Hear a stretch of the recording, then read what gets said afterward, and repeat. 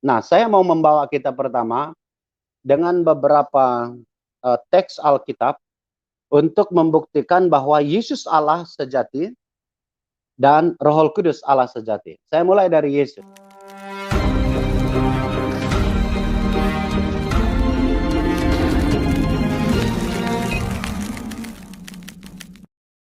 Di dalam teks yang kedua, misalnya dalam Injil Yohanes pasal 1 ayat 1. Ayat 1 sampai dengan ayat yang ketiga itu jelas sekali kualifikasi kealahan Kristus dinyatakan. Pada mulanya adalah firman, en arche en hologos. Sebuah frase yang menjelaskan kepada kita bahwa eksistensi Kristus itu dia tidak start dari sebuah titik tertentu. Karena kata en arche itu adalah sebuah kata keterangan waktu tanpa definite artikel. Itu adalah sebuah keberadaan yang start dari kekekalan masa lampau yang tidak ada titik ujungnya. Mika pasal 5 ayat 1 berkata bahwa anak itu permulaannya adalah sejak dahulu kala dan sejak purbakala. Ya. Jadi sejak dahulu kala dan purbakala itu adalah sebuah pernyataan tentang keberadaan di masa lampau yang dilakukan secara berlapis dalam kesengajaan untuk menjelaskan kekekalan eksistensi Kristus. Artinya, baik dari Yohanes pasal 1 ayat 1a, jelas sekali bahwa Yesus adalah bereksistensi kekal. Yang kedua, dalam Injil Yohanes pasal 1 ayat 1 itu, dikatakan bahwa pada mulanya adalah firman dan firman itu bersama-sama dengan Allah. Nah, kata bersama-sama dengan Allah ini, sebuah kata yang di keterangan waktu yang dijelaskan, diterjemahkan dari kata depan dalam bahasa Yunani, pros, yang bisa diterjemahkan bahwa firman dan Allah itu dia berada bukan saja dari kekekalan, tetapi juga dia berada pada posisi yang hadap berhadap, sama tinggi. Artinya dari sudut hakikat sehakikat, dari sudut otoritas dia seotoritas. Tidak ada yang lebih tinggi dan tidak ada yang lebih rendah. Itu sebabnya frasa ketiga berkata bahwa dan firman itu adalah Allah. Dan seterusnya. Nah, dalam ayat yang ketiga dia dikatakan bahwa segala sesuatu telah dijadikan oleh dia dan tidak ada sesuatu pun dari yang ada ini ada. Artinya dia pencipta. Firman itu pencipta. Nah, setelah itu dalam ayat 14 dikatakan firman yang kekal, yang sederajat dengan Theos itu, kemudian dia adalah Allah pencipta itu, dikatakan dalam ayat 14 dia menjadi manusia dan diam di antara kita. Nah, saya mau menjelaskan ini, Pak Peter. Kata logos yang dipakai oleh Yohanes di dalam Injil Yohanes pasal 1 sampai dengan ayat 1 sampai ayat 18 itu, saya mau menjelaskan latar belakangnya. Karena ada beberapa teman yang menjelaskan kata logos ini sebagai sesuatu yang keluar dari Bapa, dan itu sebabnya mereka menyebutnya sebagai pribadi yang sama, yaitu perkataan Allah. Kata logos yang dipakai oleh Yohanes itu dalam bahasa Yunani, dalam filsafat Yunani, ada dua kategori logos.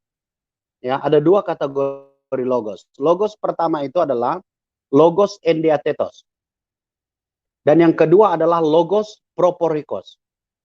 Logos proporikos itu adalah tutur atau firman yang keluar, diucapkan oleh Allah atau setiap kita.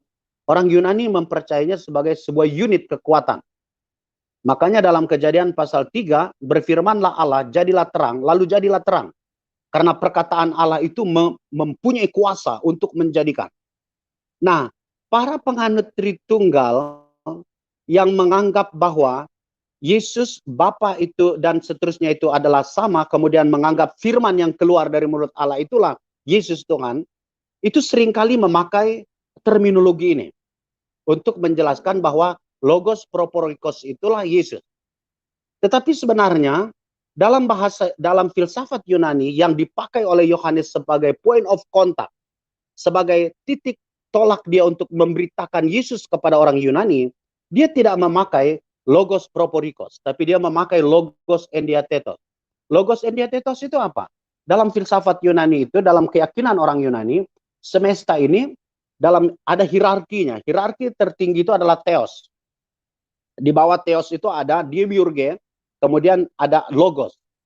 Demiurge ini adalah pencipta semesta atas mandat atau otoritas theos. Mengapa theos tidak dianggap sebagai pencipta langsung?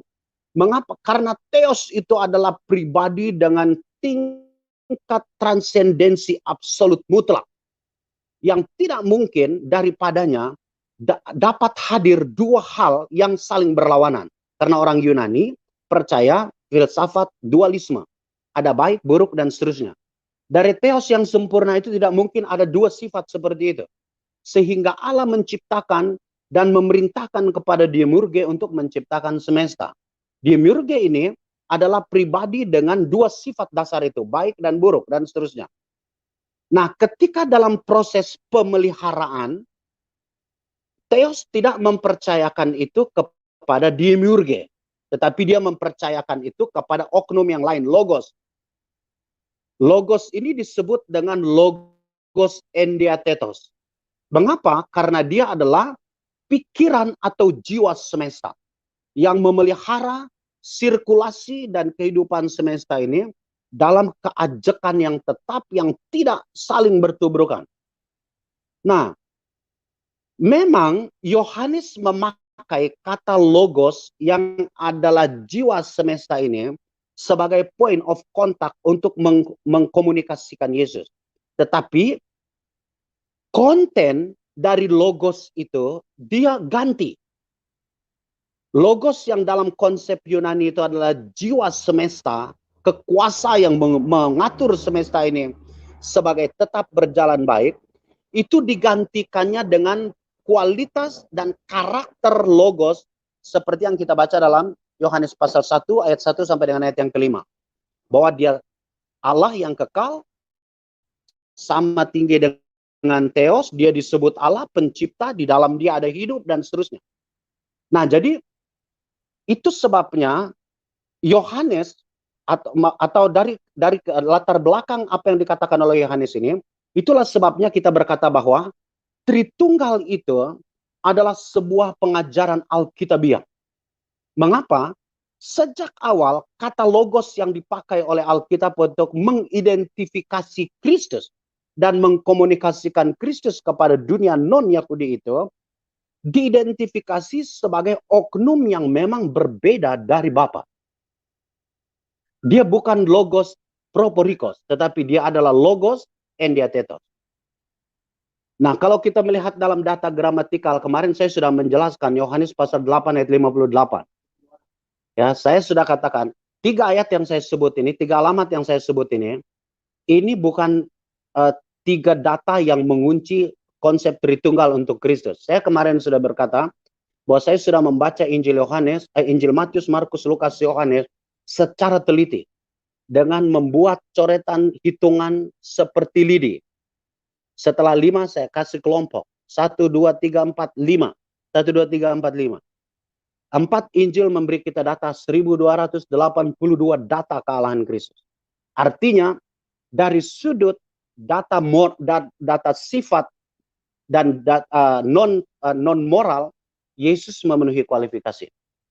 Saya katakan kemarin 29 mujizat yang dibuat oleh Yesus yang dicatat oleh Injil Matius itu menunjukkan dia maha kuasa.